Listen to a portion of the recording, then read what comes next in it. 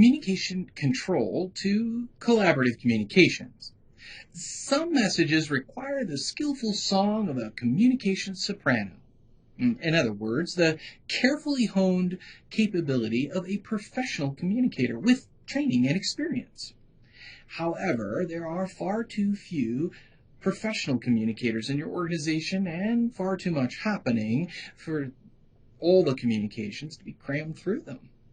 Internal communications must shift from the role of communications gatekeeper to the role of communication enabler.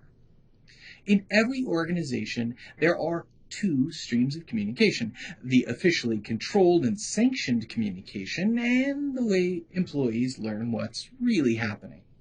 Corporate communications lay out the big picture strategy and the events, and the unofficial channels translate those messages into meaning for the employees.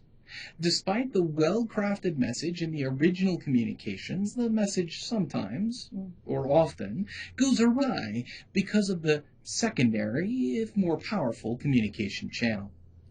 There will always be water cooler conversations that cannot be controlled. However, the secondary communication that provides the critical answer to what does this mean to me are often done in the dark via one-off conversations or emails, where corporate communications can't monitor them to see that they might be going off track. Communication can be made more visible and transparent by reducing the barriers to communicating through official channels. Most organizations have an approval process for the primary communication channels to employees. In most cases, the reason for the approval process isn't to ensure that the communications are on message. Instead, they're designed to address the embarrassment of communicators that create posts with misspellings and poor grammar. This is frequently the top concern of professional communicators when discussing how to make the primary communication channels easier to access. One solution is to simply accept that mistakes will be made and they'll be corrected once they're found. However, in some organizations, this solution isn't appropriate to the culture. In these cases, a strategy could be created that relies on automated tools to approve the communication when the checks for spelling, grammar, and other programmatic criteria pass. If the content doesn't pass the basic tests, the content creator is notified along with the professional communicators so that the issues can be corrected or identified as a false alarm.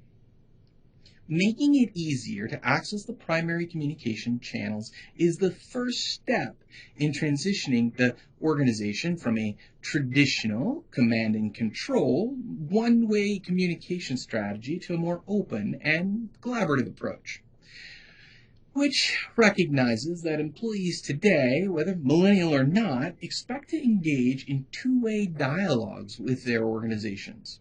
Internal collaboration tools like Yammer, Jabber, Slack, and Teams have made communicating across the organization more transparent and interactive than any other time in history. The introduction of these kinds of tools into an organization where official communications are overly controlled and therefore difficult to release pushes more communication into these social channels and creates an apparent separation between the official communications and what really happens in the organization.